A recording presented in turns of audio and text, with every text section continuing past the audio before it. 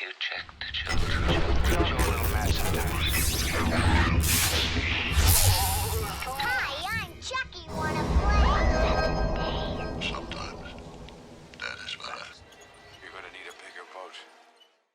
Long days and pleasant nights, fellow travelers along the path of the beam. I am known on this level of the tower as Jaime and Fuego, and if it please you, join me here for a bit of palaver on what is not quite Hail to Stephen King, because this is a patron review, which was requested for the November poll here on the horror show, and so I just wanted to make sure that I gave some proper attention to this, being, you know, your resident Stephen King guy and everything. And so, yes, Hale has migrated over on an occasional basis to my channel since returning to Arizona State to do a film and media studies degree. But this film, man, there was just a deluxe edition earlier this year that was put out. And the interesting thing in comparing both of the versions, and so I'm not going to be reviewing the near 3-hour TV miniseries version, which ironically enough had all of these additional scenes, but yet it was cut down to, you know, a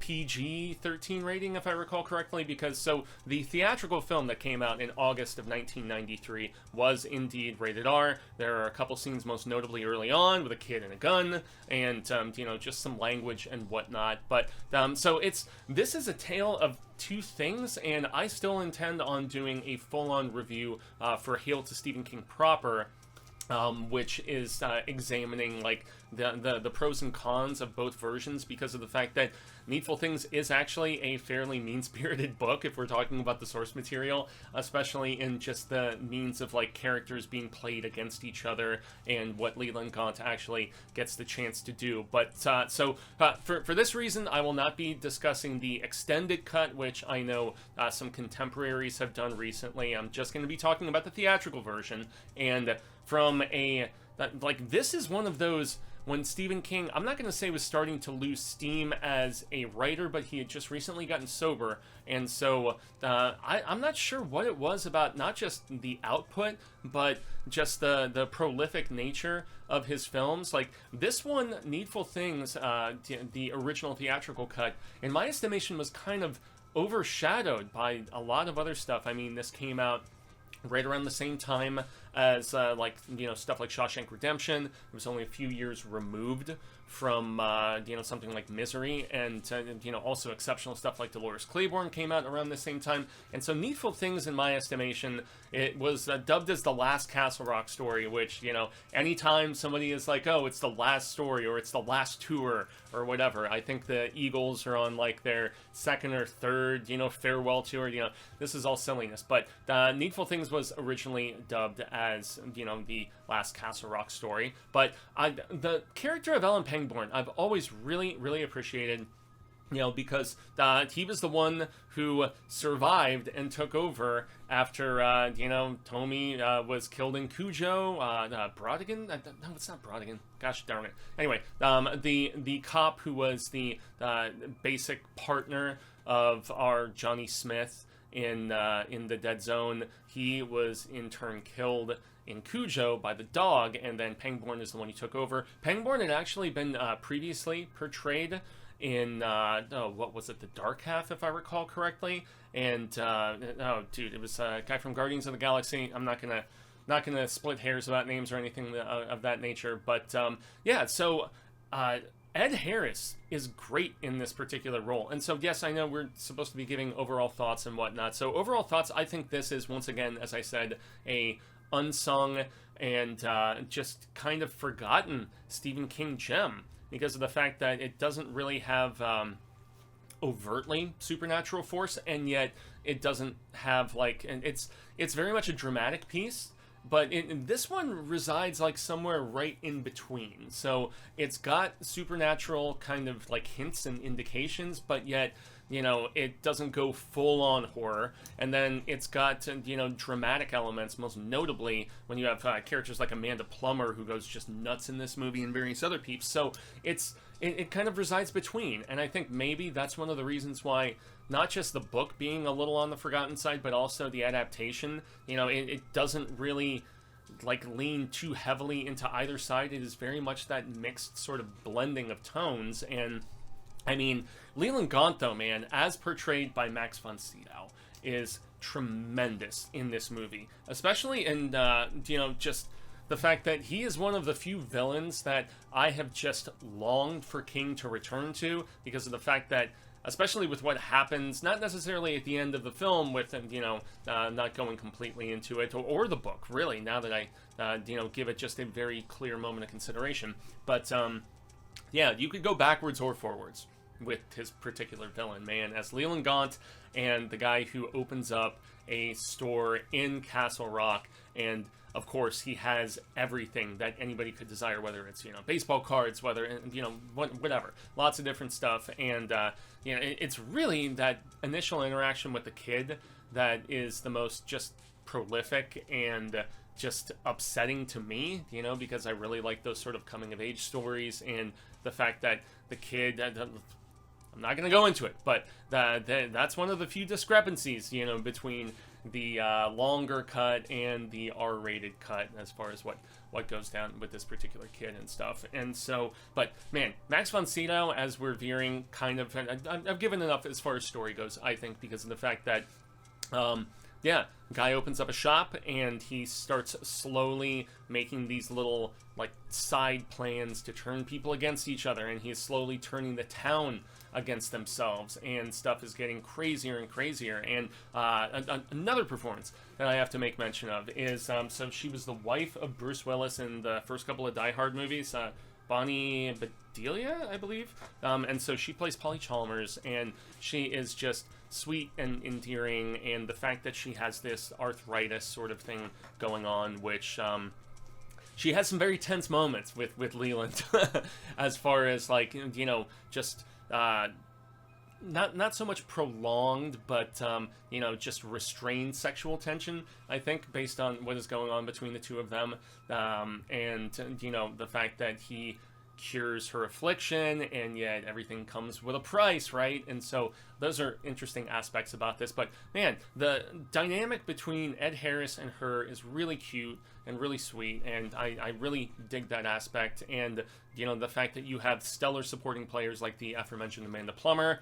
even the kid, the name of his character eludes me at this particular point, but it's of ill importance. It's very much a film about how far will people go to get the things that they want, but also it's an examination, both in the source material and the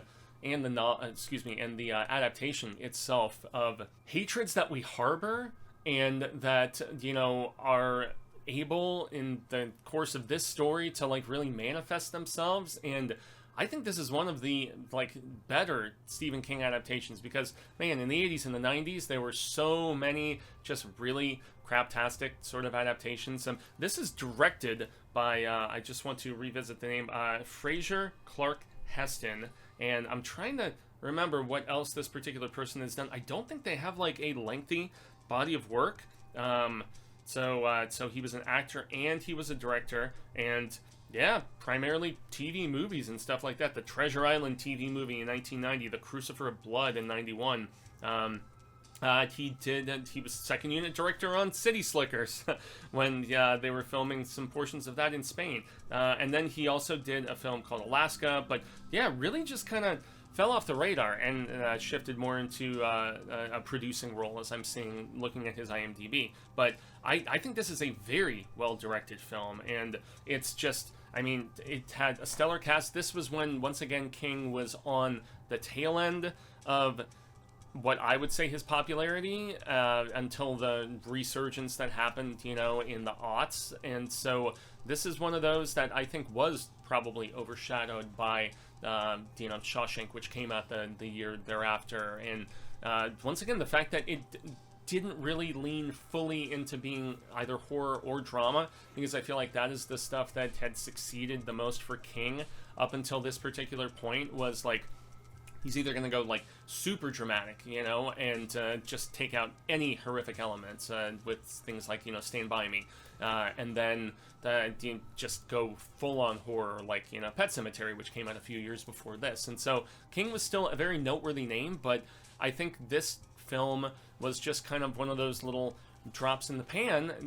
From a literary standpoint, the book being heralded as the final Castle Rock story, and especially with the amount of stories that he had set in that fictional town, you think it would have had some more esteem, some more clout, but it didn't. It was just kind of, as I said, one of those little drops in the pan, despite the excellent cast, despite Max von Sydow being legit one of that, like, up there in my estimation with Curry, as far as, like, just the amazing aspects of his performance in this particular film. It's incredibly well shot, it's well put together, but it's kind of one of those forgotten Psy King things. Not much really to talk about as far as, like, it was a compelling enough score, but it's one that I do not just have a resonance like we had with certain scenes in the 2017 It, or Pet Sematary, or the use of music in The Stand, for instance, Don't Fear the Reaper and things of that nature. So